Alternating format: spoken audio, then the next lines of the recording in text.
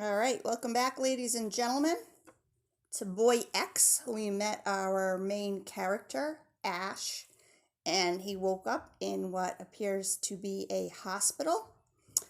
And that's where we left off.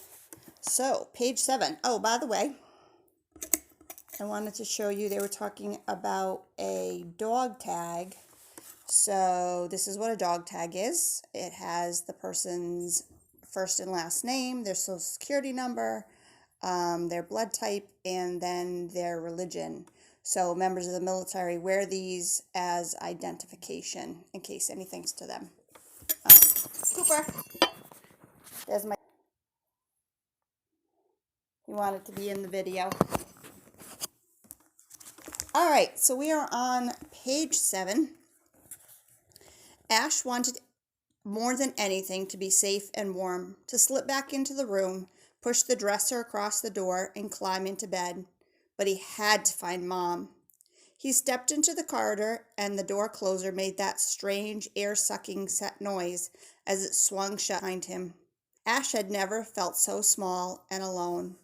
His only protection was a pair of flimsy pajamas, and his soft bare feet padded on the vinyl floor, sticking with each step, reminding him how vulnerable he was. When he reached the next door along the corridor, he stopped and stood for a long time, shivering. A strange smell settled in his nostrils, not the smell of hospitals or dental surgeries, but something else. At first, it was as if the air was dead, but when he breathed deeper, filling his lungs, he tasted the tang of metal. There was plastic in paint, cleaning fluids, oil, chemicals, and smells flooded into him, overwhelming him.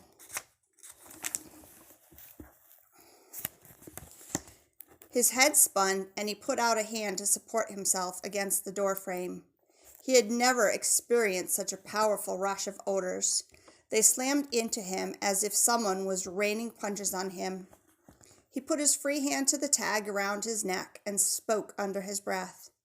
"I am Ash McCarthy. I am strong. I can do this." Whenever they went on one of Dad's days out, trying to get Ash to do something that scared him, Dad said it didn't matter how difficult or scary things were. If you could stay positive and be confident, you could overcome anything. He told Ash that it helped to have some words to give you strength.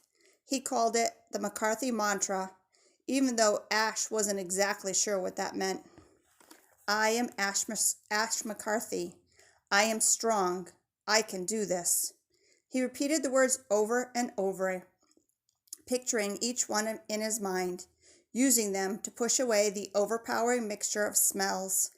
And as they began to fade, one smell remained, heightened above all the others. Perfume. Mom might be behind the door. She might be in danger.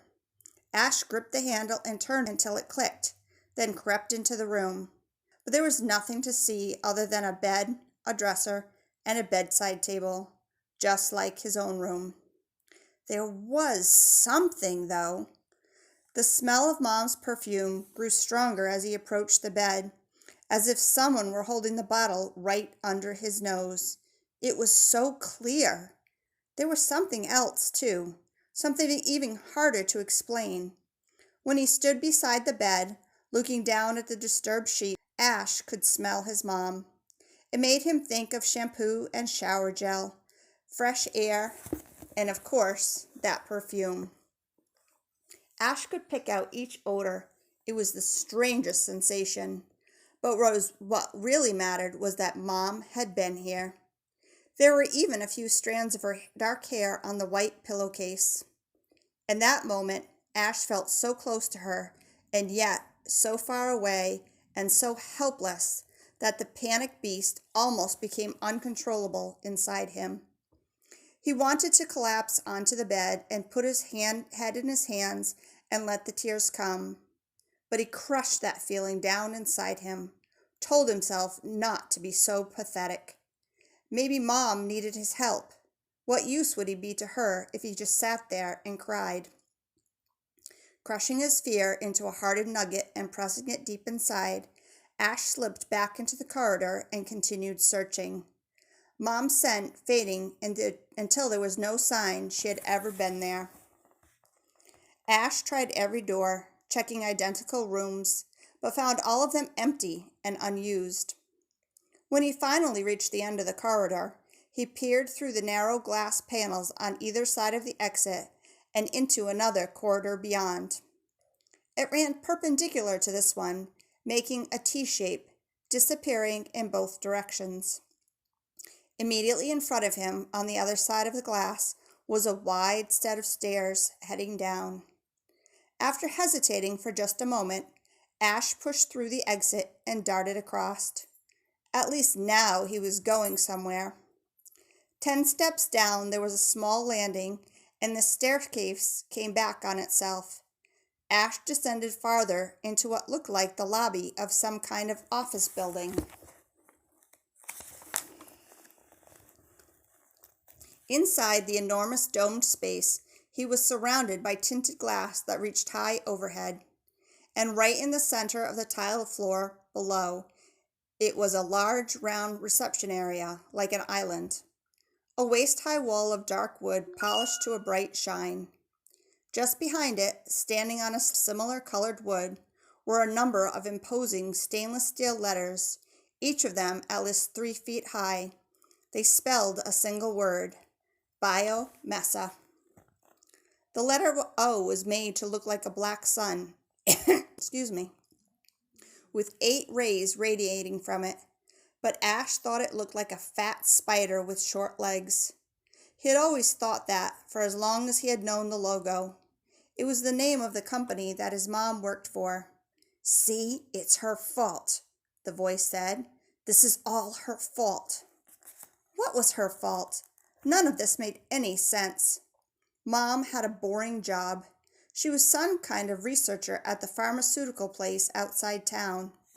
Ash ran his hand along the surface of the counter, breathing in the scent of wax and leather. An acrid tang of electricity. The different odors were vibrant and individual, but didn't overwhelm him like before. It was strange that each smell was so clear, as if they were enhanced. He passed an entrance cut into the back of the reception area, like an old-fashioned store counter, and saw that within the circular island of wood, 4 empty chairs stood behind 4 computers with blank screens. Everything was switched off, and there were no papers on any of the surfaces, pens or paper clips or photographs. It looked unused. But that wasn't what demanded his attention. It was what he saw through the tinted glass that surprised Ash the most. He wasn't in New Jersey anymore, that was for sure. Where the heck am I?